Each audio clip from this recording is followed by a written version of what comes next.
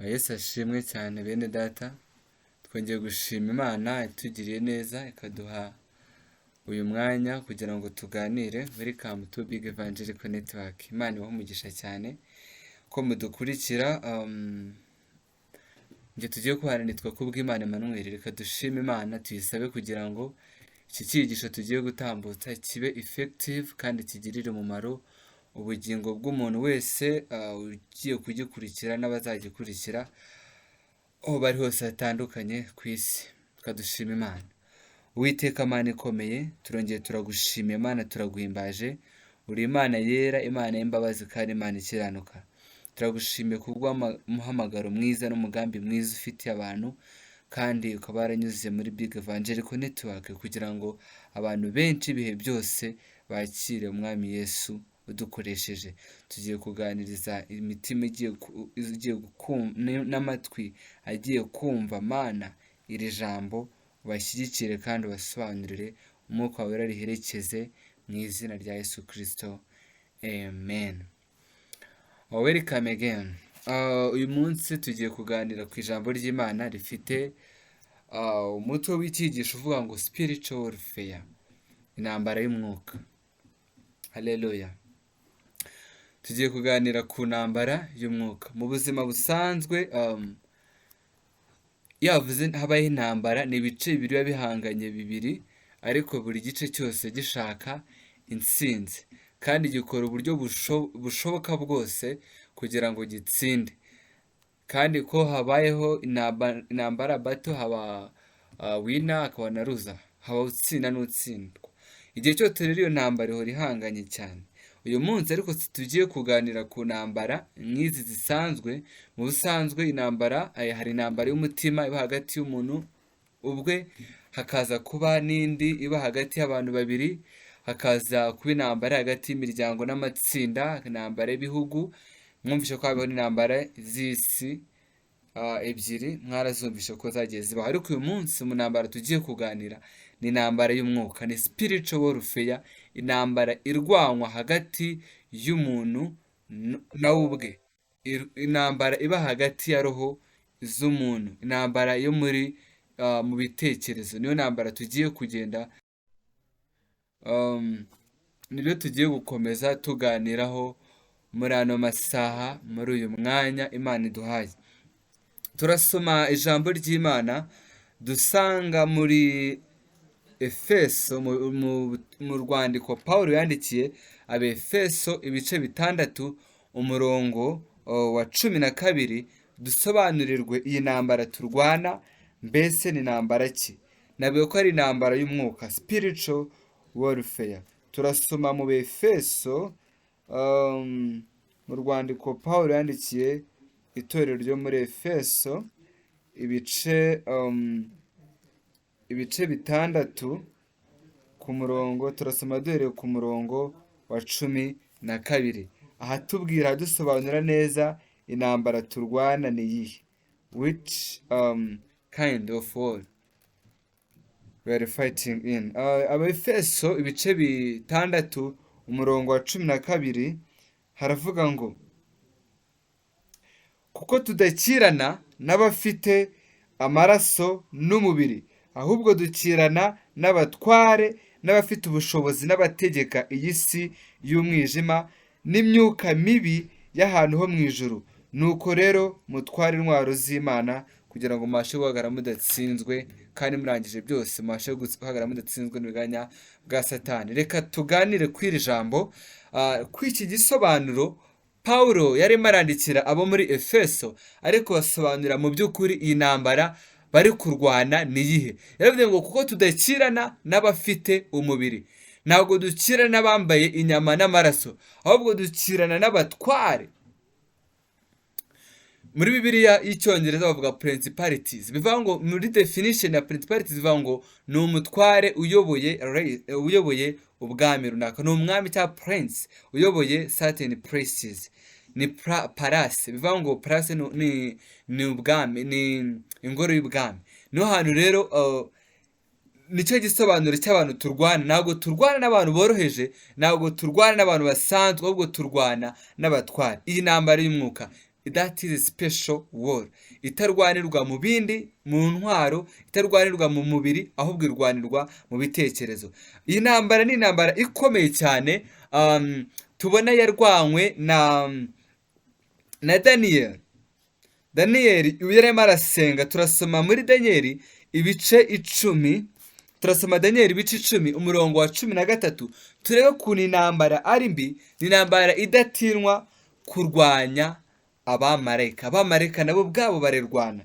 Iyi ntambara y'umwuka ko abantu dukirana ni abatwari, ni abahanga. Bibiliya isobanura neza abaribo yuko ari abategeka isi y'umwijima n'ahantu ho mu ijuru. Izo nizo mbaraga zirwana n'umuntu. Muri iki cyigisho ndashaka ko mumenya mu by'ukuri intambara turwana ni iyihe, uburyo bwo kuyirwana bwiza n'uburyo bwo kwitsindwa n'amakosa akorwa mu kuyirwana, kandi mbabwira n'iherezo ryayo, kuko iyi ntambara turi kurwana turi ku rugamba, ariko amahirwe dufite ni uko urugamba ruzarangira kandi dufite uriyoboye. Reka dusome muri Daniyeli ibice 10 umurongo wa 13, twumve uko ijambo ry'Imana rivugana natwe muri uyu mwanya. Ku murongo wa 10 haravuga wa 13 haravuga ngo reka dore ku 12 nibyo byiza cyane cyane cyane cyane. Haravuga ngo aherako arambwira ati witinya Daniyeli, kuko uhereye ku munsi watangiriyeho gushishikarira gusobanukirwa no kwicisha bugufi imbere y'Imana yawe, amagambo yarumviswe imbere y'Imana, kandi ayo magambo niyanzanye. Turi kumwe. Ku murongo wa 13 ariho nshaka ko tuganira cyane. Haravuga ngo ariko umutware w'ubwami bw'Ubuperesi amara iminsi 21 ambuza. Nuko Mikayeli umwe wo mu batware bakomeye aza kuntabara ninda mu bami b'Ubuperesi. Nuko none nzanywe no kugusobanurira ibizaba ku bantu bawe mu munsi y'imperuka, kuko ibyo weretswe ari byo gihe gishize kera. Ndashaka ko tuganira kuri iri jambo gatoya.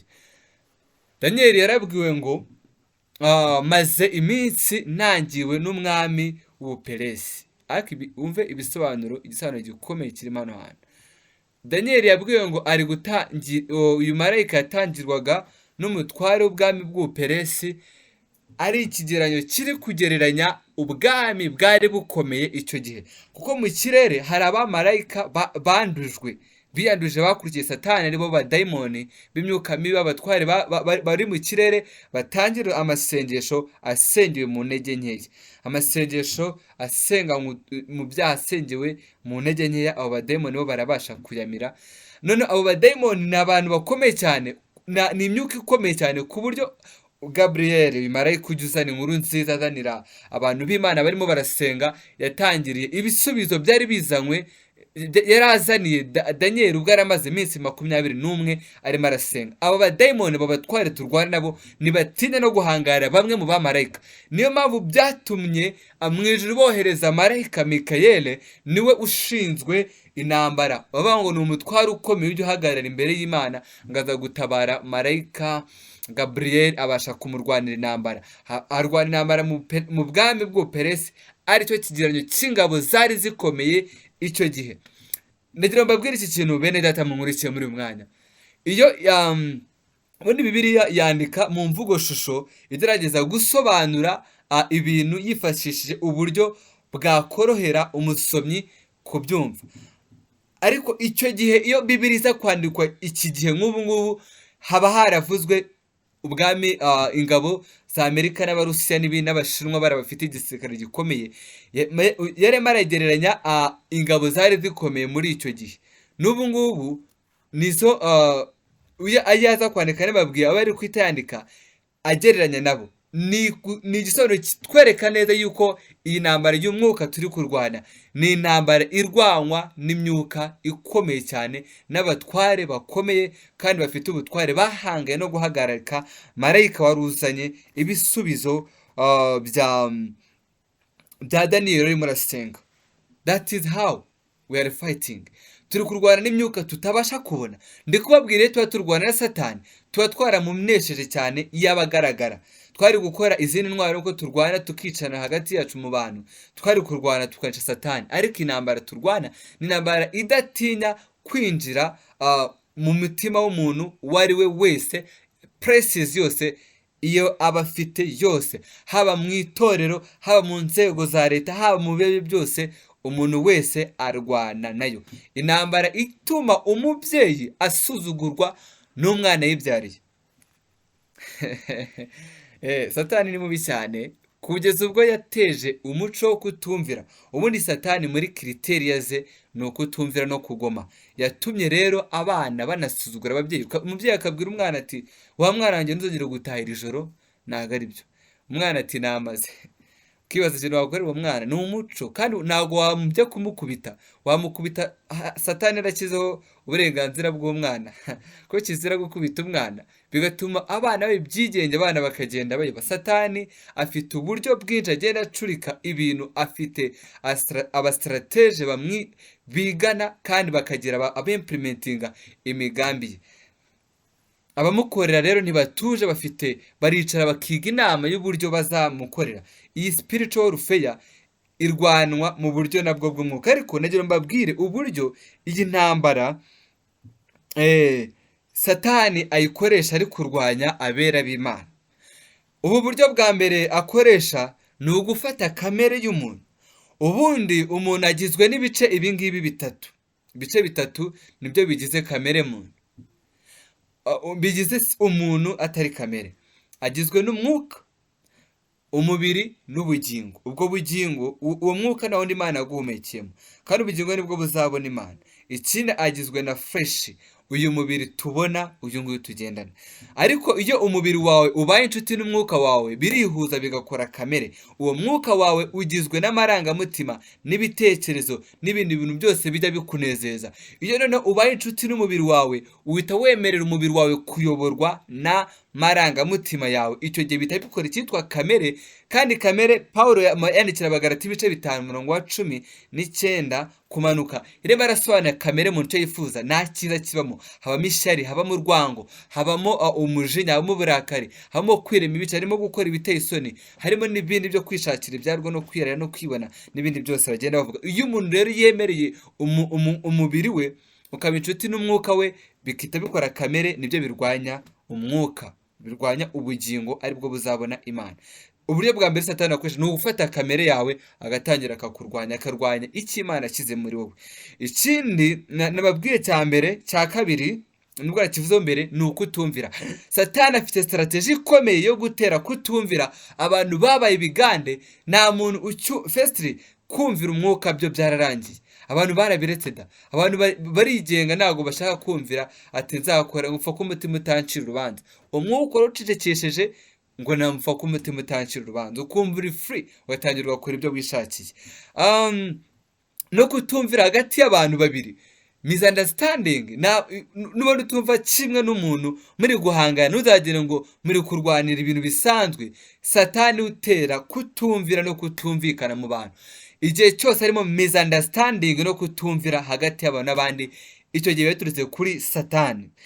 Icya gatatu satani marakoresha ni ugutera ubwoba, kuko ubwoba ni isoko y'ibibi byose. Satani yashyize mu mutima w'abantu ubwoba bwo gutinya abantu. Ati barambona bate? Ngo nibambwira ngo nitujyana, nibambwira ngo tujye kubyina ngo sinjyeyo, barambona bate? Ugatinya inshuti zawe. Busoni zirisha uburozi mwene data. Ukagira ubwoba, ukavuga ngo nibabona, ugatinya fiance wawe. Ati nambwira ngo turyamane nkanga bizagera dushwana, ngo bazamfata nk'idage nibambwira ngo bikore. Firstly, ikintu cyitwa ubwoba ni ikintu umuzi w'ibyaha byose satani akoresha. Nugira ubwoba, satani ateza ubwoba. Ubwoba buva kuri satani. Umuntu ufite umwuka wera, umuntu ufite Imana muri we, ntagira ubwoba, ntatinya. Ariko bitavuze ko uzaba ikigenge ngo turi kurwanya ubwoba, ariko ubwoba bw'isoni zo gukora icyiza cyangwa ukajya mu kibi kugira ngo abantu batakunenga, batakugaya.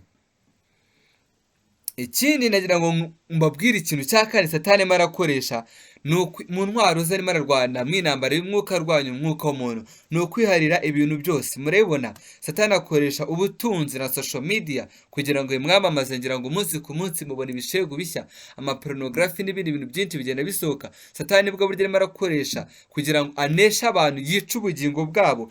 icya gatatu ni powerful administration.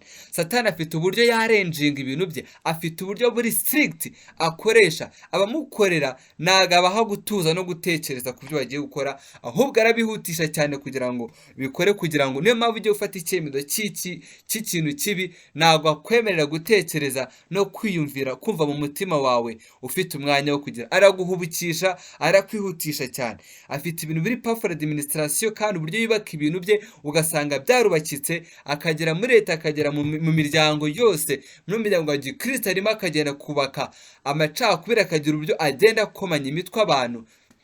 satani mubi cyane, afite kandi ubuhanga cyane bw'amayeri n'amacenga menshi. ikindi kintu agenda akoresha cya gatandatu ni ugutinyisha abantu gusenga. ni ikintu gikomeye. igihe cyose umuntu atinye gusenga, umuntu utinya amasengesho yo kwiriza ubusa, amasengesho yo kwisengana, amasengesho yo gutera n'abandi bera, ariko cyane cyane amasengesho yo kwiriza ubusa, by'umwihariko wikoranye wipangiye, niyo ntwaro satani arimo arakoresha kugira ngo agushe abantu bagatsindwa intambara y'umwuka. icya karindwi nshaka kubabwira ni ukwishushanya nka marayika w'umucyo. satani afite ubuhanga n'amayeri atangaje ku buryo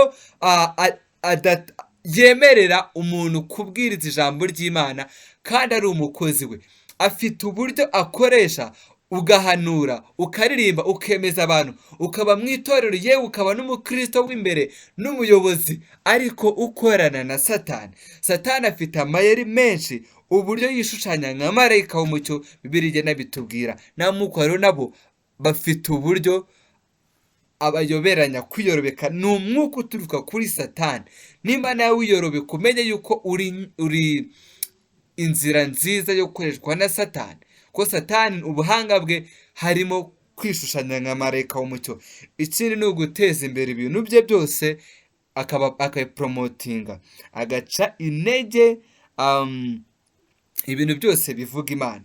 satani afite ubuhanga cyane, areba ibintu byose bifitanye isano no kuvuga Imana, akagenda abica intege umunsi ku munsi. ikintu cya 10 satani akoresha ni ukunena abakozi b'Imana, agateramo ibice. ngira ngo mu bantu bize colonization cyangwa uburyo abazungu bakoresha bakoloniza Afurika, harimo ikintu cyitwa divide and rule. iyo satani amaze kubacamo ibice muri mu itsinda ry'abakozi b'Imana, aba yabatsinze. mu migambi ye, mu macenga ye harimo division, mu gucamo abantu ibice. arabizi neza ubundi guhuza. nubona wahuje n'umuntu, umenye ko mufite umwuka wera, kuko igihe cyose guhuza bituruka ku Mana. umwuka wose wo guhuza uturuka ku Mana. satani afite uburyo bwo gukoresha amadivision kugira ngo aneshe abakristo, aneshe aba bantu mu intambara y'umwuka turi kuganiraho. reka mbabwire muri bike mu makosa abakristo dukora mu gihe turi kurwana spiritual warfare, turi kurwana intambara y'umwuka tukayitiranya. ni ibintu biteye agahinda kandi ibintu bibabaje cyane, kugira ngo ube uri kurwana intambara y'umwuka ariko uyitirire, uyikoremo ano makosa. ikintu cya mbere ni ukuyitiranya. iyo uri kurwana intambara y'umwuka ukayitirira mugenzi wawe, ukayitirira ko iterwa n'akanaka, ugashaka gushaka inkomoko yayo ukayivana kuri satani, ukavuga ngo ni abantu, ngo nimwe mwabiteye, nimwe mwabizanye, ngo isoko ni kanaka. ako kanya intambara y'umwuka muba mwayitsinzwe. kwitiranya intambara y'umwuka bituma utsindwa intambara direct. uhuye n'ikigeragezo, aho kugira ngo umenye ko satani akiguteje, ugiye gushakira kuri mwene so, ati niba bitewe n'undi aranyanga n'undi ngenda, ukabyiga ku bana. icya kabiri ni ugusakuza. muri spiritual warfare hakazamo amagambo. nimba korari iri mu ntege nkeya, mugatangira kugenda mubihwihwisa kandi mugenda mubishakira impamvu, mubyereka ku bana. ibintu bitagenda neza kugira ngo ugende ubyamaze ubibwira undi, ahubwo ufata umwanya wo kubisengera. iyo utangiye gusakuza mu ntambara y'umwuka wayitsinzwe. Ikindi ni ubwoba bwo kugira icyo uhindura. Iyo uri mu ntambara y'umwuka, satani aguteza iri kosa, ukabona ibintu ntibigenda kandi urabizi ko bitagenda, ukagira ubwoba, ukagira fear. Nothing to change, but must change. Mu gihe ubona uri mu kurwana, ukareba uburyo uri kwirwanamo, ukareba uburyo bubi, ukaba wabuhindura kugira ngo udatsindwa muri intambara. Ikindi ni ugucika intege no guhagarika gusenga. Mu gihe wahagaritse gusenga, nuhura n'ibigeragezo mwene data, ntuzahagarike gusenga ngo n'ubundi Imana n'ubundi n'ibiki n'ibiki. No. Ahubwo ngereye byo gusenga. Kuko mu gihe wacitse intege mu gusenga, uba warigutse, uri mu nzira ituma utsindwa. Icya gatanu rero ni ukwitirira intambara urimo abantu. Uri kurwanya intambara y'umwuka, waratsinzwe, ugahita uvuga ati ngo n'ubundi abantu bose baraguye. Abantu bose baraguye. Iryo ni ikosa rikomeye cyane udakwiye kuzigera na rimwe ukora. Ubwo uri kurwana, ufite intege nke mu mwuka, uri kurwana wenda kugwa, satani arimo aragutsinda, ugahita uvuga ariko n'ubundi rero korari yacu n'ubundi yaraguye. N'ubundi ahantu nsengera itorero ryacu ni iby'iyi minsi, ni nko muri covid, muri corona. Umuntu yaragwaga ku giti cye agahita abyitirira abantu bose. Abantu bose baraguye, abantu bose bari mu ntege nke. Oya, niwe wenyine ubirimo. Ntuzigere ufata na rimwe ikibazo cyawe kiri prive ucyitirire abantu bose. Iyo utangiye kubikora ibyo, uba watsinzwe. Haleluya, Yesu ashimwe cyane. Muri intambara y'umwuka rero, nagira ngo mbagire inama y'uburyo dukwiye kuyirwana, ariko Imana ubwo iri kumwe natwe izaduha ubutsinzi kandi izaduha kunesha, kuko nijya iduha intege abananiwe, kuko iri kumwe natwe. Muri iryo naribyo ngo nzakugezeho amahoro, ngo nzarinda agakiza kawe, nzarinda icyo natangiye. Uwiteka Imana iri kumwe natwe kandi iradukunda. Niyo mpamvu umunsi ku munsi ihora tugira inama y'uburyo twarwana iyi spiritual warfare, intambara y'umwuka. Ikintu cya mbere turasoma mu Abefeso ibice 6 umurongo wa 14, haravuga ngo ibisigaye mukomere mu mwami no mu mbaraga z'ubutware bwe. Ariko nagira ngo twe kwasoma hose dusome izi ntwaro Yesu yanyuze muri Paulo ayandikira Abefeso kugira ngo bazatsinde intambara y'umwuka, be kuzatsindwa. Turasoma mu Abefeso ibice 6 dore ku murongo wa 14 tujya ku murongo wa 18. Hatubwira izo ntwaro z'umwuka. Iya mbere ni ukuri. Yesu ashimwe cyane. Izo ntwaro nagira ngo muzumve neza. Iyo mirongo nshaka ko atari ubwa mbere usomye, atari ubwa mbere uwumvishe, ariko nagira ngo ubwire uburyo rikomeye cyane. Ukuri, intwaro ya mbere ikomeye cyane ituma umuntu atsinda ni ukuri. Ntuzigere ufindafinda ibinyoma n'amayeri n'amacenga menshi mu gihe ufite ibintu bitagenda mu buzima bwawe, ahubwo tegereza Imana, ukomeze ugira ukuri, wirinde uburyarya no gucenga no kugira amacenga, kuko byose ni intwaro ya satani ishaka ko utsindwa. Ikindi rero ni ugukiranuka. Mwene data, uzakiranuke nubwo waba washonje, waba uraye, ni ukuri uzirinde kwiba.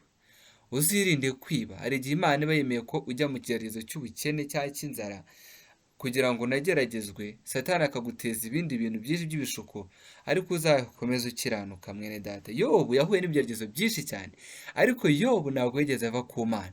Yakomeje akiranuka kandi akomeza yirinda, akomeza ashimwa n'Imana. Yaravuze ngo sinzarinda nikuraho kuba inyangamugayo, umutima wanjye ntuzagirana ikintu na kimwe unshinja mu gihe nzaba nyiriho. Mu gihe n'ukuri gihumeka, uzarinde gukiranirwa, ukomeze ukiranuka, ube maso. Ikindi ni ubutumwa bwiza. Mwene data, muri iyi ntambara y'umwuka, kugira ngo nukuri uyitsinde, bisaba kugira ubutumwa bwiza. Ni ukwera imbuto mu bigeragezo byose ufite. Nk'uko tumaze kuvuga ngo ntuzigere kuba inyangamugayo, ariko uzakomeze koko utanga ubutumwa bwiza. Mwene data, uzakomeze ugaragara nk'umukiranutsi, nk'umukozi w'Imana koko. Wirinde kugira ngo we kuzacogozwa n'ibigeragezo n'ibindi bintu bitagenda mu buzima bwawe, ngo ureke Imana, ureke agakiza. Ndakugira inama nifuza yuko utazigera na rimwe wiyekuraho kuba inyangamugayo, ahubwo iminsi yose ukomeze werekana ubutumwa bwiza nk'umuntu wamenye Imana. Ikindi cya kane ni agakiza. Agakiza ni ingofero, niko Bibiliya itubwira. Brethren,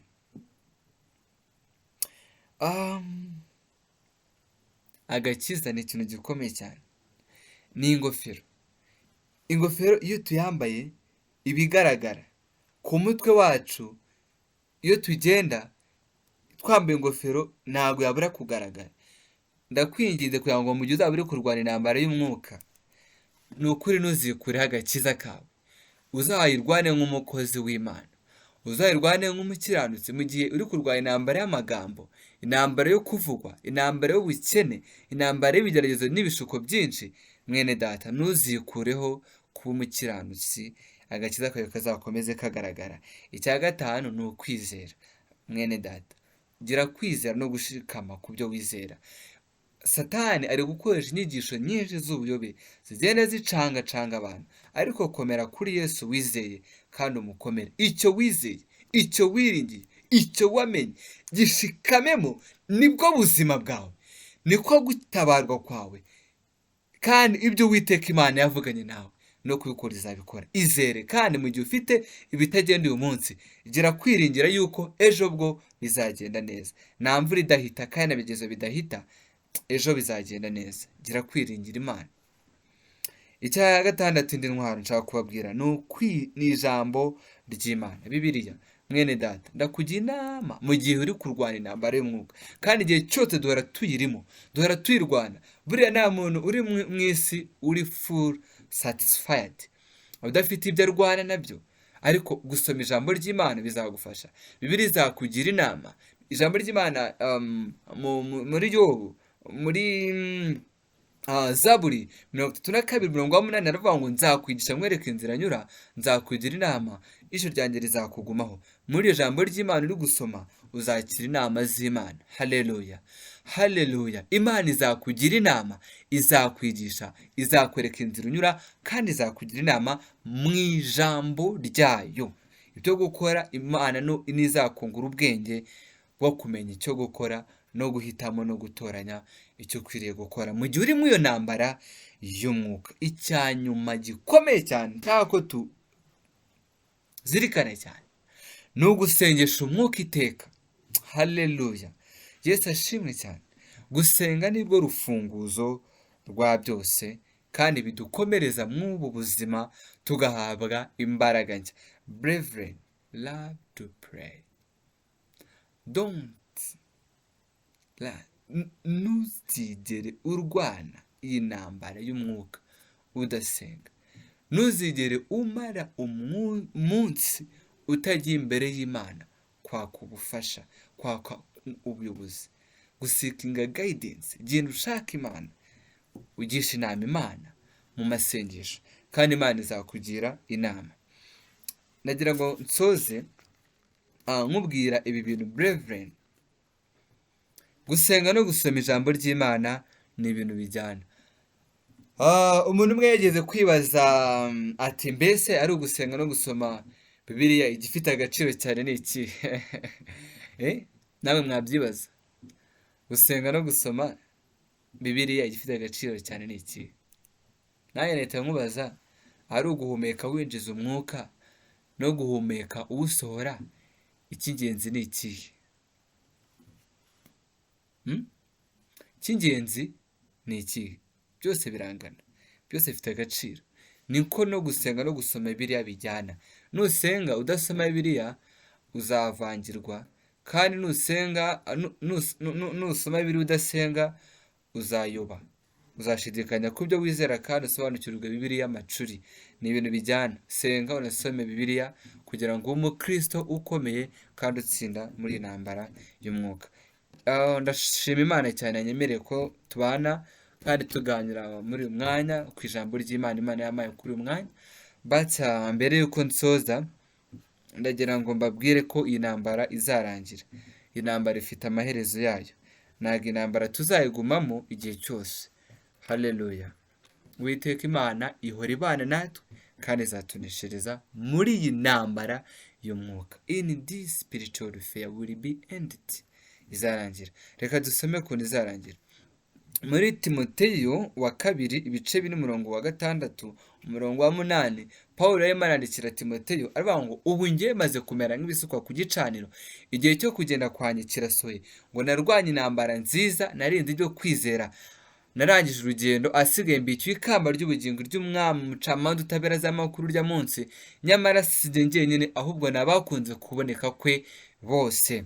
Haleluya, Uwiteka ashimwe cyane. Pawulo uyu nguyu yarwanye intambara ikomeye, nusome birazakubwira ngo gerageza gukora icyiza, ikibi kikananga imbere.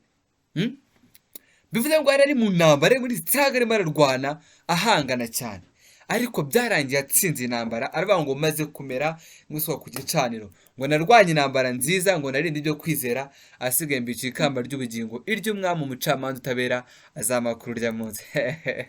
Haleluya, Uwiteka ashimwe cyane yuko intambara izarangira. Ino ntambara izarangira, ariko birasaba kuzayirwana neza, kuzayirwana gitwari, nibwo tuzishima duserebura tuvuga Uwiteka Mana warakoze, wabanye natwe waduhaye kunesha mu gihe twari tukiri mu isi, intambara duhaye gutsinda. Uwiteka Imana ibahe umugisha cyane, ndabifuriza kuzarwana intambara neza mu gihe cyo gusoza no kurangiza urugendo rwanyu kuri iyi si, ukavuga ngo narwanye intambara nziza, narinde ibyo kwizera, asigaye mbikiwe ikamba ry'ubugingo. Nubikora gutyo uzasoza unezerewe cyane. Mu gusoza mfata conclusion, nagira ngo mbabwire yuko abasenga niyo banesha satani gusa. Ndasubiramo, abasenga niyo banesha satani gusa. Nta mpano y'umwuka n'imwe yagufasha kunesha satani. Ubuhanuzi, kuba ufite impano yo guhanura no kujya mu mwuka, kuba ufite impano yo kurimba no gukora ibindi bintu mu itorero, kubwiriza ijambo ry'Imana, ntabwo aribyo bizagufasha kunesha intambara y'umwuka, usibye gusenga. Icya gatatu, iyi ntambara iba ku isi hose mu bantu bose, abantu bose bahora barwana nayo. Rero gerageza ube maso kandi uhangane neza muri intambara y'umwuka. Uwiteka gushoboze kugira ngo utsinde intambara y'umwuka, kandi dufite mwuka wera twahawe kugira ngo adufashe kandi atugire inama tubashe gutsinda. Imana ibahe. Ndasoreza ku ndirimbo ya ivuga ngo ume kukwegera Mana yanjye. Haleluya, Uwiteka Imana iguhe kukwegera, icyampa ugahitamo kwegera Imana. Utewe na satani, Imana ijye kurwanirira. Imana iguhe imbaraga, Imana iguhe umwuka wera, Imana iguhe umugisha kandi iguteze umwete n'ubushobozi bwo kunesha muri intambara. Reka dusenge dushima Imana yabanye natwe. Uwiteka Mana ikomeye, nongeye kugushimira, ndaguhimbaje, mushimiye ko wemeye ko iri jambo ritambuka, nyemerera rizagende rikore imbaraga ku mitima, rikore iby'ubutwari by'imbaraga ku mitima y'abantu bose baryakiriye. Reka Mana uriherekeze kandi ukomeze ushyigikire aba bantu. Dushyigikire Mana, duhe ubutware, duhe kunesha, kandi nidusoza urugendo tuzabe dushima Imana ko wabanye natwe, waduhaye kunesha mu izina rya Yesu. Komeza ubane natwe, tugire neza, umugisha wawe n'imbabazi zawe ubane natwe mu izina rya Yesu, amen. Imana ibahe umugisha cyane bene data, mwakoze kubana nanjye muri ministration ya Big Evangelical Network, ijambo ry'Imana. Turakomeje gusa ubutumwa bwiza buratatambuka kuri platforms zose za Big Evangelical Network.